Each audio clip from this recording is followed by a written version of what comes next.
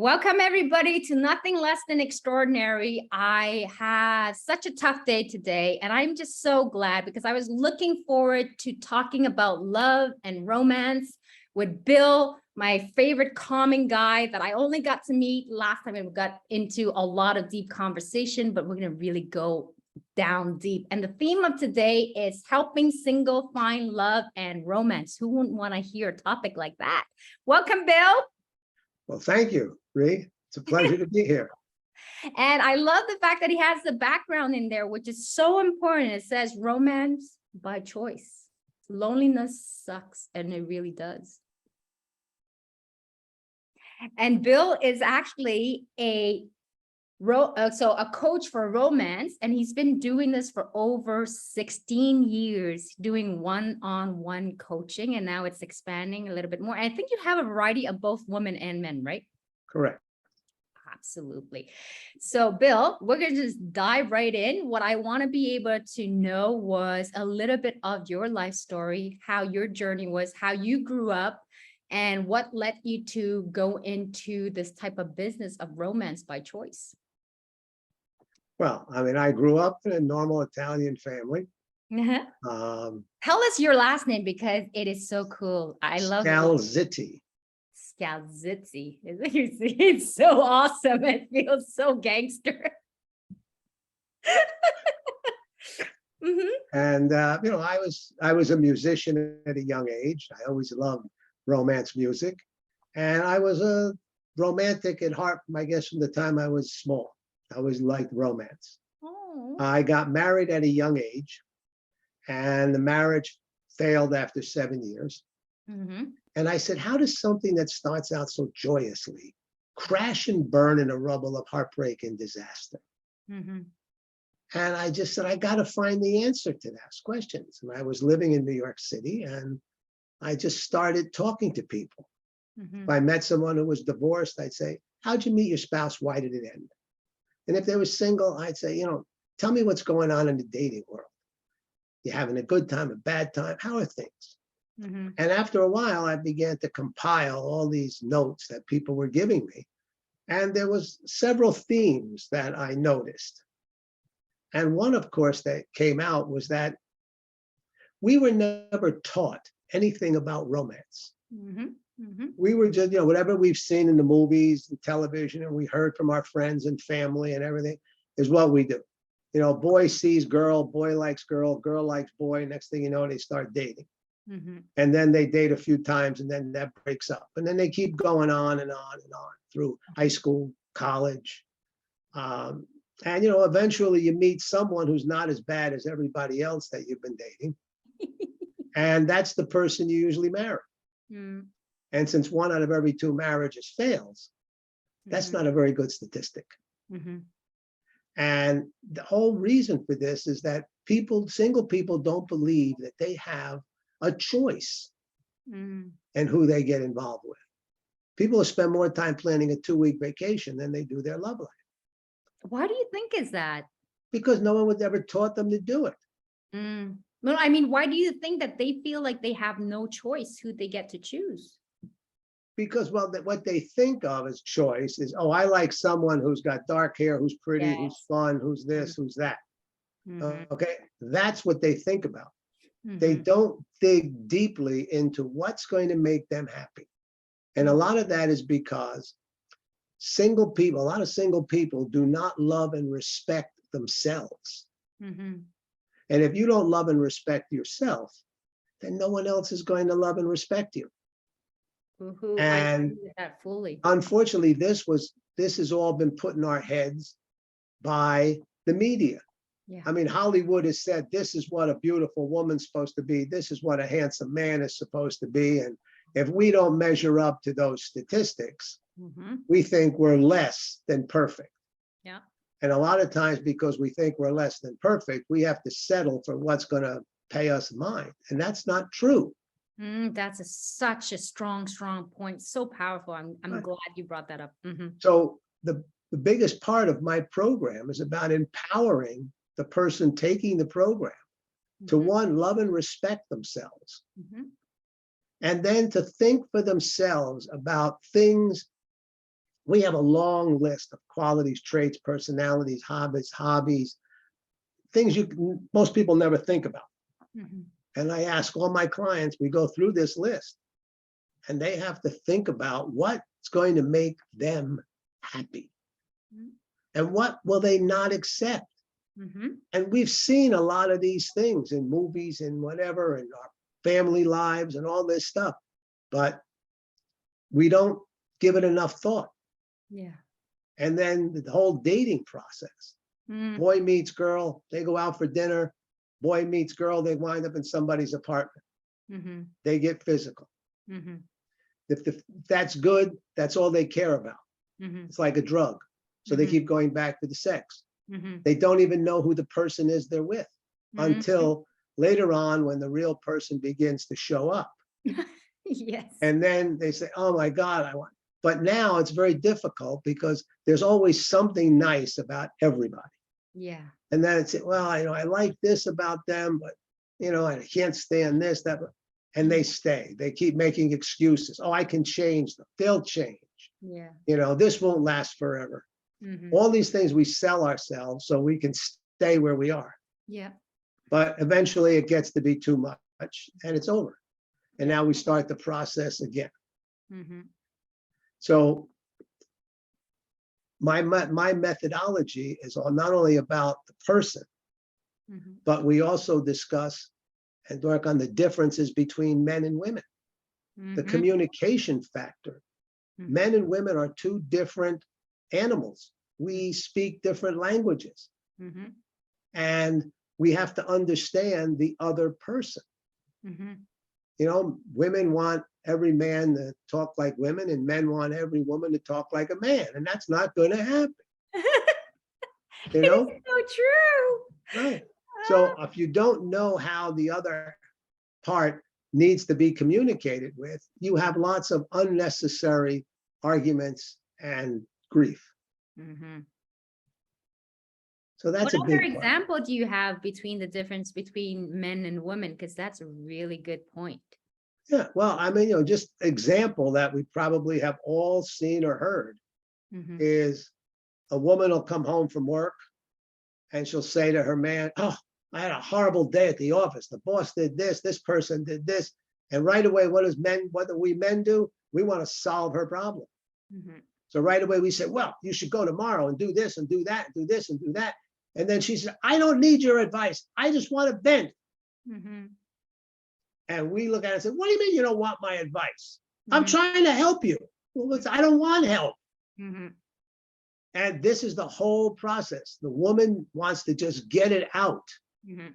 If the man would listen to her Mhm. and would acknowledge what she's saying, show some empathy, Yeah. okay? Then later, maybe they could discuss it, but not at that moment. Mhm. But unless you teach this to men, we don't know that. Mhm. We are fixers. Mhm. We want to solve problems. We have a hero complex, Yes, that is so true. right? So if I mean, women that is understand, the heart to a man's whole pride and thing. They want to know that they are, well, in your eyes, in their woman's eye, that they're the hero, that right, they're her hero, right? right. So important. And so many times women don't do that to a Yep. man. Yep. They don't give him what he needs. So Mhm. therefore they're constantly at arguing. Mhm. And what are some of the things that women can actually do to actually make a man valorize? Because it can demasculate a man when you don't, if you don't know the language to make him feel that he's value, and the same thing for a woman as well. To But make one of the biggest things is do not tell a man what to do. Ask him to do it. If you ask a man to do something, he's more apt to do it than if you tell him to take out the garbage. Don't tell me what to do. Darling, would you be so kind as to take the garbage out for me? I have to take care of this. Sure, honey. He'll take it out. Mhm. Okay. So Very little good. things like that. I also use tools like feng shui, conscious language, science of deliberate creation, positive mental attitude, virtual reality, tools to create the mindset that a single person must maintain until they've achieved what they're looking for. Because too often people will give up. They'll say, oh, it's not working. Or the language we use sabotages what our end goal is. So we're constantly putting up barriers to ourselves. So we work on language. What are some of the barrier that your clients has expressed over the year? Well, it's, how many times have you heard a single person say, there's no good men or there's no good women out there? Yeah, often. You keep saying that, that's what you're going to find, no good men or no good women. You have to believe that the person that you're looking for is out there. And if you have the right mindset, you will find that person. Oh yeah, I have a powerful story to share. Can I share, Bill? Sure, go ahead. When I actually dated my boyfriend, I got divorced and I kind of lost belief in love. And I'm a person just like you, been always very romantic, fascinated by love. I love and adore that. So after a hard relationship, it's kind of hard to keep the faith. But then when I restart over, I said, if I'm going to go and say to the universe that there's no good man or no good women out there, and not that I was looking for a woman, but no good men out there, well, chances are there won't be. And so if I want to find somebody, I'm going to have to start believing and sending to the universe something that are much more positive. And the moment when I started writing my list of what I want, what I'm not willing to settle for, what I do not want, and if the person is aligned with those criteria and value, then yeah, maybe I'll be open to exploring it and I'm just going to have fun. Like I don't put expectation when I actually got into the relationship. I didn't put any expectation, which is another thing that women do as well, is that you cling on to the man. You're like, oh my God, I hope he's the man that's going to be the love of my life. And that can really suffocate a relationship. And then you make, how do you say, like a false expectation that didn't need to be there. And so when I actually put into the universe that a good man for me exists out there, and it was just a matter of time. And when that timing was right, the universe will show me. And it happened faster than I thought, because I wasn't really looking for it. I think oftentimes when you're not really looking and you're sincerely being positive, and you're just looking to meet a new friend or acquaintance and get to know other human being, that's when love really just surprises you around the corner. So all that to your point, absolutely. And today I have an amazing love that I'm so grateful to have. Oh, that's very wonderful. Thank you. It's another thing we do in the program is we teach people how to date. Yeah. That sounds silly, but it's true. People don't know necessarily how to date. The only reason for date number one is to ever see if there's going to be a date number two, and so on. For the first few meetings that you have with this person, it's basically an assessment. Okay, but as to your point, a lot of people get too excited too fast. And they're too desperate, or they're too much in a hurry. And they think, oh, this one's going to be the one. This one's going to be the one. No, you can't do that. You just go out, keep an open mind. And if you've even qualified them before you even have a date, you're going to know something about them. So that's it's very important that people take the time to do it. If you do it right, it's just amazing how much success they can have. And I use music. I have 6 musical albums that go along with my audiobook. And those albums are introduced one at a time throughout the course. My program is an 8-week course. And we start introducing them as we begin each different sessions. And the music is there to create the emotional component. Because so often we do not understand the emotional component of a relationship.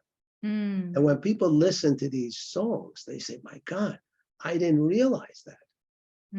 That made me feel so good. And I say, is this how you want to feel about a man or woman? Or is this how you want a man or woman to feel about you? Mm-hmm. Because we sometimes only think about how we want to feel about someone else. Mm-hmm. But we have to think about, how does that person feel about us? How are they going to make us feel? Mm-hmm. How do we want to feel when someone loves us? Yeah. So we use a lot of different modalities, a lot of different tools to help program the mind so that the person is in a much better position. And it doesn't matter to me the age. I work with people from 26 to over 70 years of age, men and women, whether they've never been married, divorced, widow, or widower. Mm-hmm. Mm-hmm. And, you know, at any age, if a person is looking for love, Yeah. it's possible to find it and have a wonderful relationship. Mm-hmm. Mm-hmm. You know, you just got to be true. Yes, because I heard of an elder that I was working in a senior home, and they were 80 something years old, 80 to 85 years old. They found love again, and they're like 2 kids. So it is possible, you know? Yeah, anything is possible. Mm-hmm. You know, we just tend to write things off. Yeah.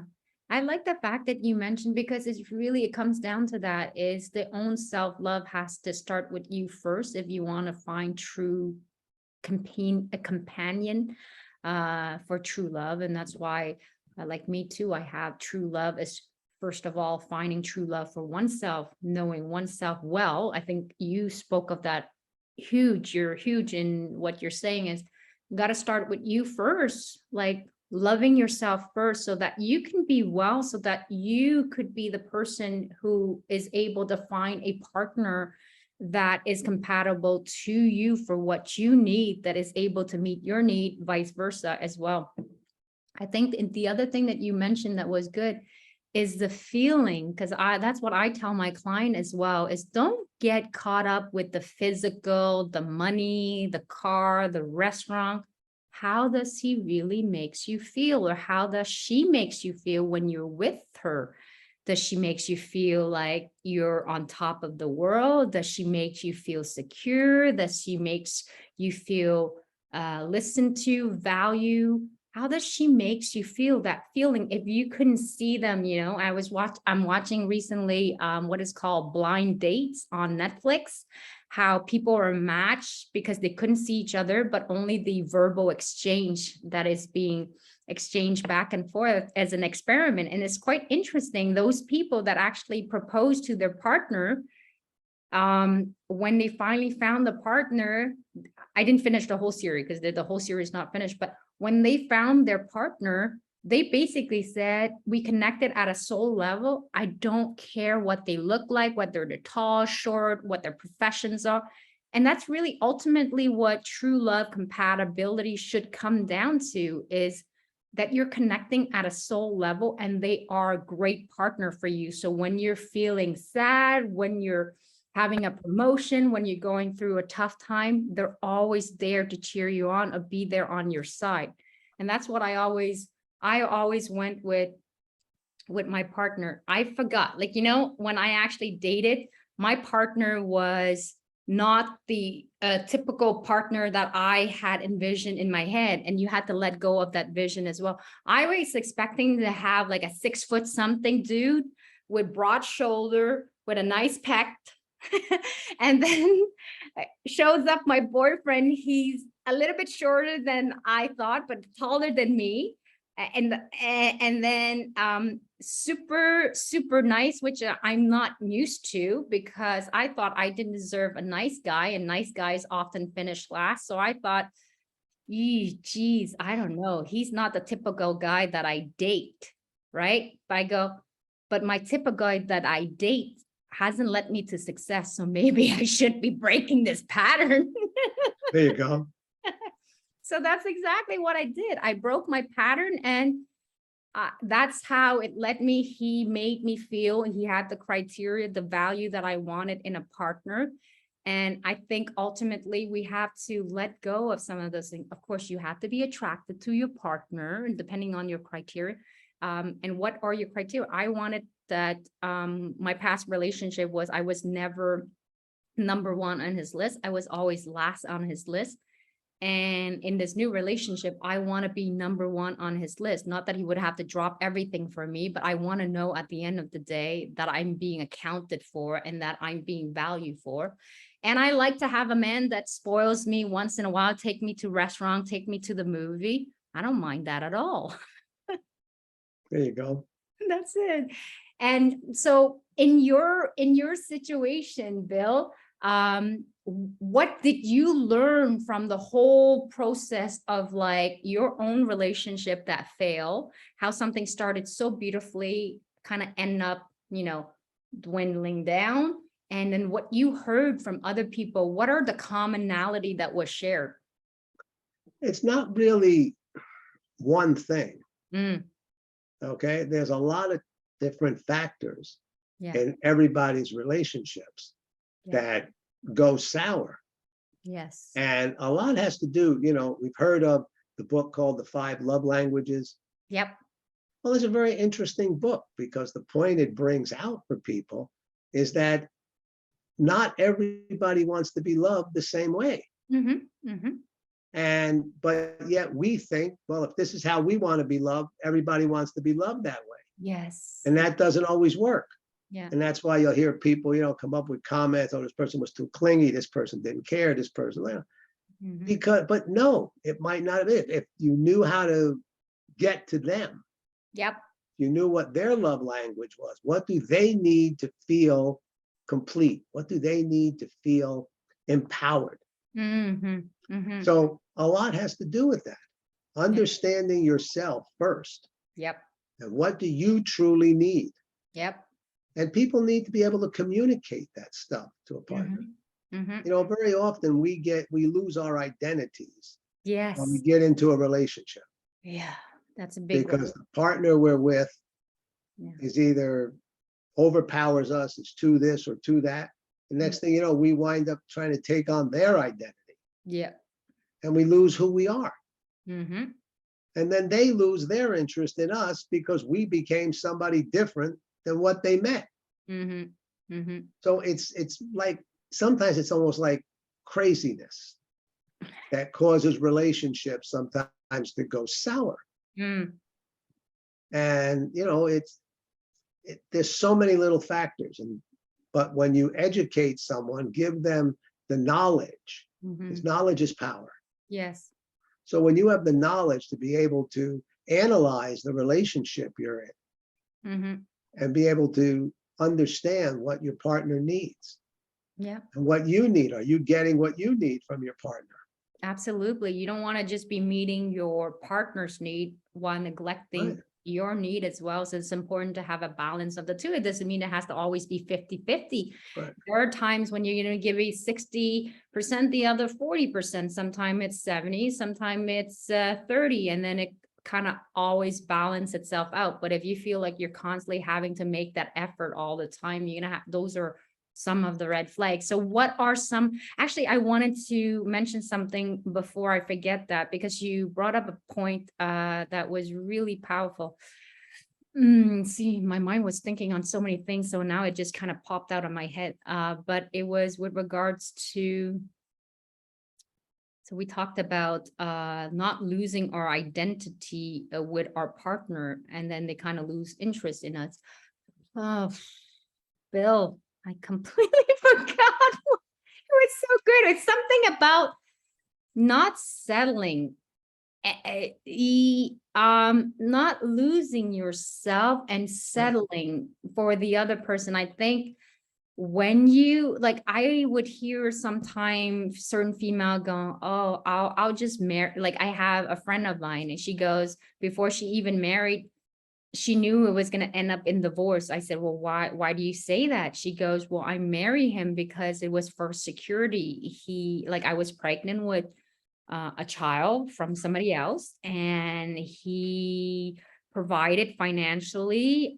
He was okay, not bad looking, a good person, a place where I needed to feel secure. And then we go through different phases in our life too, what we need sometimes. But when she married, and all her friends said, well, congratulations for your wedding. And she's like, yeah, wait till the divorce. So Imagine you already know intuitively, listen to your gut feeling because you already know what those signs are. You just choose to ignore them, right? And there are times when there tough discussion in a relation needs to be taken place, we're two individuals. Yes. He obviously didn't do enough homework. Okay. Whatever it was about her that attracted him, Yeah. he was going in with blinders on. That's it. It's the blinder. Thank you so much. But I'm going to let you finish. I'll add to that one. Right. But see, no, because, people, again, it goes back to, is he too much in a hurry to find someone? What was his state of life at that point? Okay. Was he a person who's like, I have to get married. I have to find someone I'm going to marry. And here comes this lady and she rang his bells and that was it. So she provided something for him. He provided something for her. Yep. But it was not love. They would have been almost better off had they sat down and she said, this is what I need. This is how long I'll stay. And this is what's going to happen when I get to be this age. I want out. Yep. It could have made it a business deal. Yep. A business deal. And some people do business deal like that and they're okay with it. There's a lot of different reasons people get married. Yep. Okay. We know there are people who look for men who have a lot of money. Okay. There are men who look for women who have beautiful bodies and, stuff like this, or men who look for women who have a lot of money and they just want to take somebody for a ride. That's going to happen. If you don't know how to read the signs, if you don't take care of yourself. Yeah. You got to know how to read the signs. Some people are good at reading the sign. And some people like me, when I was 21, clueless of love, just couldn't see the sign. That's it. Look, we don't know what we don't know. Yeah. That's why my program exists, because when a person then knows, and they have the knowledge, now they have to be responsible for the end result. And if they do it correctly, they have a happy end result. Yep. If they go back to the old ways of doing things, they're going to have what they had before. It's all about how much somebody truly chooses to have a happy life. Yeah. It's all their choice. That's the whole part of the program. I love everything in life is for you to choose. No one forces you to do anything. It's all your choice. Yep. I think you said something that is really good. So many good stuff that you said, Bill. I just can't keep up. It's like this brain is going. So the one thing that I wanted to say was the blinders. And I was guilty of that. We put on blinders, like, we see stuff and we're like, oh, it's not that bad. Right. Okay. We justify. Yes, we justified it over. And then as the time goes by, it just gets worse and worse. Yeah. So it's so important to go into a relationship seeing things for what it really is and addressing it and having an honest and transparent conversation. And trust me, I have many of those conversations with my boyfriend because we're two evolving human beings who are learning to coexist and cohabitate with each other. Being a male and a female is not always easy, right? There are times when it's super easy and there are times when we just want to rip each other's head off. And in those times, we were trying to remember the good times that we had together. And so that we stay calm, and you have to come up with strategy that works for you as a couple to deal with those difficult times.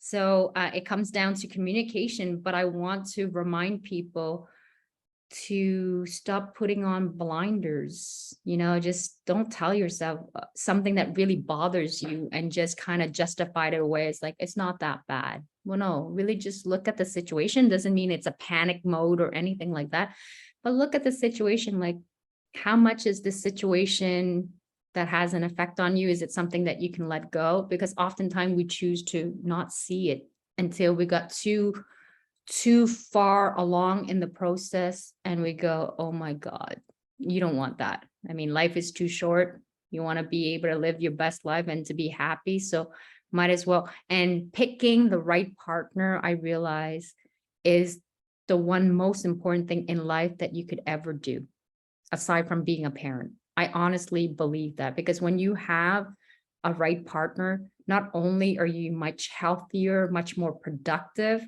your career excel, you got a supporting partner, you'll live longer, you'll be more happier, you'll age less, you'll sleep better. There are so many positive benefits, and you'll be such a much more pleasant human being as a neighbor, as a friend. True. Mm-hmm. Yeah, you said it And all. yeah, and you become much more compassionate towards other people, because somebody is loving on you, so that you have an overflow of that love that you can keep sharing with other people around you. But if you're unhappy, it's kind of hard to be happy with other people. So love is so important. And I do believe that love does conquer wars, because that is solution. Not that we want war, but love is the path to, love is really the answer to so many things that's wrong in this planet. Well, amen to that. Yep, yep. I love the smile, Bill. The other things I wanted to cover was maybe we can also share some of the red flag that people who, like me at 21, was completely clueless of all those red flags, what some of your clients say are their red flags. And I'll share mine, what my red flags was when I was actually younger. Well, I mean, they can be anything from, I don't want someone who smokes cigarettes. I don't want someone who drinks a lot. Yeah. I don't want someone who has wild animals. I don't want someone who has pets. Yeah. Religious differences, Yeah. nationality differences, family differences. I mean, the list goes on and on and on. Someone who, somebody might want someone who's home every night for dinner. Somebody else that may not matter if someone travels for business and they're gone 3-4 days a week. That's the personal choice that every person has to make for themselves. That's why there's no right or wrong. Yeah. One person could say, oh, I don't care if my spouse is gone 3 nights a week. And the other one says, I have to have someone who's home every night. Neither one is right. Neither one is wrong. It's their choice. Yep. Where people live. When you're dating someone, do you want someone who lives within 30 minutes, 60 minutes? Do you want someone who's 4 states away? Someone on a totally different, thousands of miles away in a different country? These are things that people don't think about in the beginning. Yeah. So that's why when we think about that and you say, no, I would like someone who lives within an hour from where I live, so that it makes it easy for us to see each other. So we can meet for dinner, we can do things while we're going out. If a person's 3 hours away from you, it's a little hard to meet them on a Tuesday night and be up for work the next morning. So, there are things of that type. What are a person's hobbies? What their interests are? What are yours? Yeah. I mean, if you meet someone who likes to go mountain climbing and you can't stand that, or someone who likes to go skiing and you don't like to be out in the cold. Yeah. Well, what rationale do you have for wanting to be with that person? It's how much compromise are you willing to do, and over how long are you willing to do that effort? I mean, we all have to do some kind of a compromise in a relationship. It's the extent and the intensity of it. How much can you actually put up with? Will you be willing to put up with this down 5 years down the road, 10 years down the road? If your answer is no, then automatically. Well, there are things you got to think about. Children. Yeah. You meet someone now and 2 or 3 years later you have children. Well, how is that going to affect your relationship if they have certain hobbies or certain things they do? Yeah. What a person does for a living. There's lots of factors that people need to think about. Absolutely. And because as long as they can come to grips with it. But again, if you were to say to someone, a lot of times I'll say to someone, tell me what you'd like. what are you looking for in a man or woman? They say, I want someone warm, nice, and friendly. I said, then get a dog. They're warm. It's true. Because if that's all you've thought about is someone who's warm, nice, and friendly, you haven't given a whole lot of thinking into this. I've often used the analogy that we're all used cars. There's no new ones of us when we're adults. It's like going to a used car lot. If you wanted to buy a car and you go to a used car lot and you have no idea what you're looking for, you'll probably walk through the lot and buy nothing. If you say, I want this model car in this color with this type of interior, with these amount of miles, with this, you can go there and say, this is what I'm looking for. Do you have it? They say, yeah, and you can have a car. Okay. So sometimes an analogy like that makes it easier for people to understand. Yep. Yeah. I mean, a lot of times people think online dating is not fun. It's terrible. It's horrible. No, it's only horrible because you don't know how to use it. But if people know how to, that's why I write their messages and I make sure their photos are correct. People put the worst photos of themselves online because they're too lazy to do professional photos. They'll take any photos they have and just stick them up there. It's true. It's right. True. Sometimes you'll see a person have 5 photos and each one makes them look like a different person. So how do you know who the person is? And, again, the question of, well, people put up pictures that are 20 years, when they were 20 years old. Yeah. Younger. Well, there's an easy way to solve that. When you meet someone, set up a Zoom call. Now you can talk to them online. If they don't look like their photo, you could say goodbye and you didn't leave your house. You didn't waste time. You didn't do anything. Yeah. Oh, that's a good point, actually. Yeah. So, I mean, that's the first part of the screening process. Yeah. And it's also safer. You don't have to go anywhere. Yeah. And, so there's a lot of things, but I always say these dating sites are like a giant supermarket. You go to a corner grocery store, they don't have much for you to choose from. On a dating site, you have 50 different types of everything. As long as you know how to use it, you can be successful. Yeah, that's right. And how do you respond to people? There's a whole thing about dating people that a lot of single people just don't realize. Yeah. So what are some of those, right? What are you gonna say? No, go ahead, Bill. I want you to finish your thoughts. No, I was just saying, that they just don't think about. People text way too much. Texting is, in my opinion, is not the thing to do. You meet someone on a dating site, you message them, they seem to be interested. My thing is set up a Zoom date right away. No texting back and forth for weeks. Yeah. I mean, every time someone tells me I text this person I met every night. I say, so? Oh, we're having a great relationship. You're texting. You don't know who you're texting. Could be a 12-year-old boy. It could be someone sitting in state prison. Yeah. You have no idea. Yeah. Stop with the texting. Yeah. Because at the beginning of a relationship, people want to give their best version of what you want to hear or what you want to see. It's the slow little discovery as you go.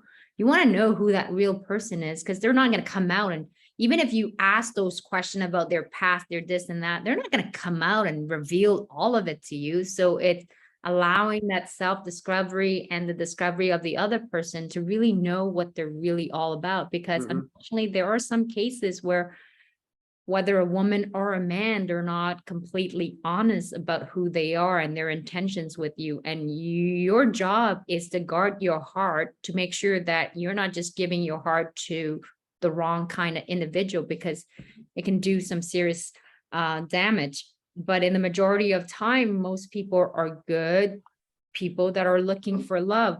And you got to know what kind of person you're getting yourself involved in. Well, Men or women, because there are some times, and I'll finish this thought, Bill, and then I'll let you talk. There are sometimes some women or men, some men may have commitment issue, and same thing with women as well. So if you're looking for a serious relationship and you're with a guy who who is not serious into seeing a down the road long-term commitment with you, you might want to go, do I continue with this path, or do I invest my time and energy with somebody that it's much more worthwhile with my time? That's all part of the dating process. And if people do it correctly, they can, you may not always be able to tell. There are some people out there who are, very skilled at it. Good at, right. But for the most part, you can find what you're looking for and have a healthy relationship. And you know what? If you're new at this thing, like this dating thing, because it's so scary. When I actually got out of the divorce, I'm like, I don't know if I can even date. I don't even know how to flirt. I don't even know what to say. I feel like a dinosaur, I'm like, there's no way I'm actually going to succeed in this whole dating world. Like, just thinking about the whole entire thing freaks me out. So when I thought taking away all of that pressure off, and I was the first person that said online dating, no way, not for me, because my future partner is somebody I would probably meet in a sport area, or play volleyball, or play soccer, or some outdoor hiking. And you know what? When it came up, Facebook dating app came up, it was free. I said, okay, I'll give it a try. And I was just having fun. And that's how I met my boyfriend, online. Okay. I would never thought that would actually be possible. And like, we're going on for close to 2 years. Our anniversary is coming up November 1st.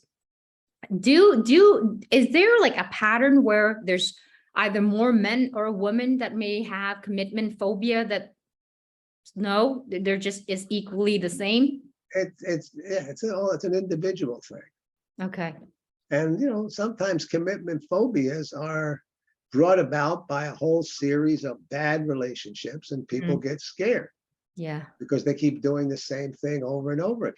Yeah, right. So again, it comes down to, if you can train someone to do it, how to go about doing it, they'll have the success they're looking for. They can overcome those fears.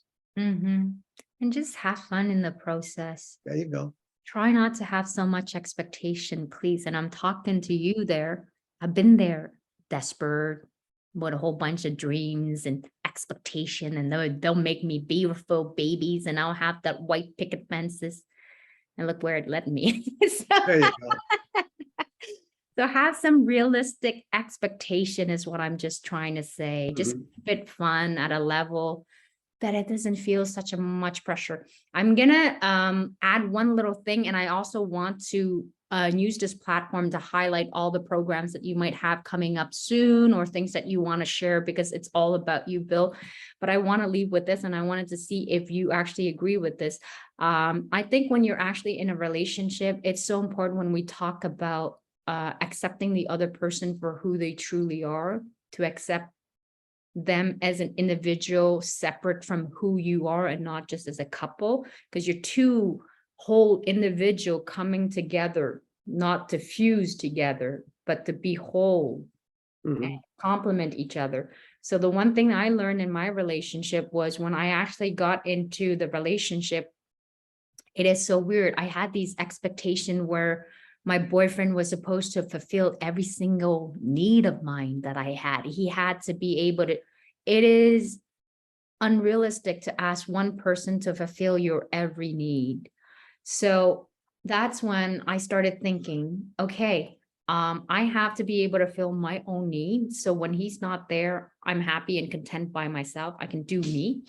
So it's an added bonus when he's with me. And I go into this relationship hoping it will last me till I'm old and gray and we're still holding hand. I really pray, please, please. But I also have a realistic expectation that sometimes in life things change, and maybe it will last, maybe it might not. So I don't cling on to have an attachment to whether this is going to last forever. And if it doesn't, oh my God, it's the end of my life. I try not to think like that, because then you're attracting fear and scarcity, and it's not something that's good.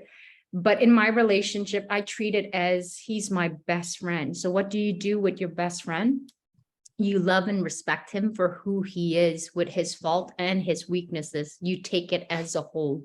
So you allow them to have the room to breathe, to be themselves, to fulfill, to expand. And when they are expanding, you expand as well. What do you think? Well, again, we mentioned identity. You Mhm. can't lose your identity Yeah. in a relationship.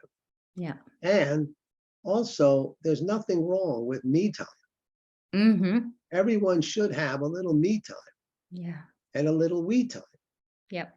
That's so vital. A lot of times people don't take any time for themselves, whether it's to take a walk every day. You don't have to go away on a vacation by yourself, Mm-hmm. Mm-hmm. but a little time to do some of the things that you like to do for yourself, whether it's pampering yourself, whether it's getting your nails done, getting a massage, going to the gym, things that each person does, but they do it by themselves. Mm-hmm.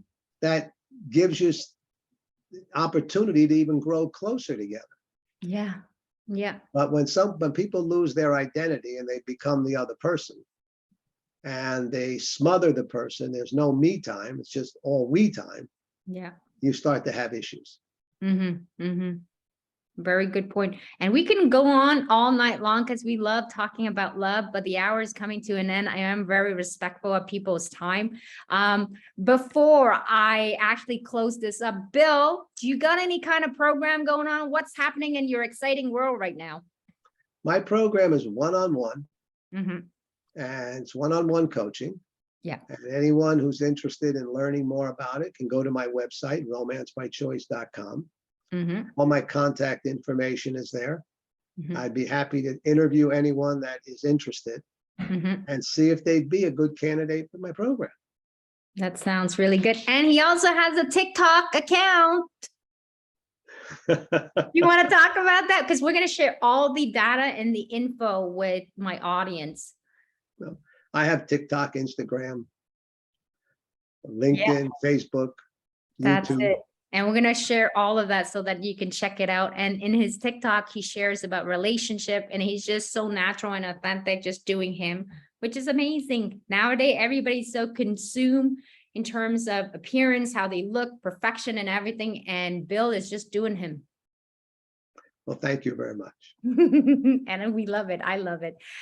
Bill, I want to leave you. Oh, wait, before I wanted to make an announcement to the people. We're going to be doing a few series together, you and I, on having people come on the show where they get to ask questions about love, and we're going to answer it live to see if we can help them with some of the issues. So we'll see how that goes. And I would love to be able to have, that would be so interesting, interactive, and having Bill as my co-animator. I'm like, huh, how lucky. So, Bill, I always ask people to leave with a last quote that leave them thinking and inspired. What is the one quote that has serves you well in your lifetime, in the past, in the future, or the present? Interesting question. There's so many. One of the ones I always like to use is you never get a second chance to make a first impression. Such a powerful one. I love that. My mom always used to say that all the time. I never understood it as a kid, but now I do. So thank you so much, Bill, for being with us today. I am so grateful for you. Definitely go check out Bill, Romance by Choice. We're going to put all the info. And well, what a great man, 16 years of doing this. He has so much experience and so much wisdom. Definitely go check him out and get to know him more. Bill, do you have anything where people can connect? Is there any kind of I have a 30-minute free session that people can actually reach out to me? Do you have anything along that line? Well, people contact me, I will set up a meeting with them. We'll have a first meeting, which is free. There's no charge for that. Awesome. And then explain the program, learn about them, see if they're really a good candidate for the program. Yep. So they just have to reach out to me. Sounds good. Reach out to Bill and you can say you were on this podcast and we'll connect you to Bill. Thank you, everybody. Take care. Bye.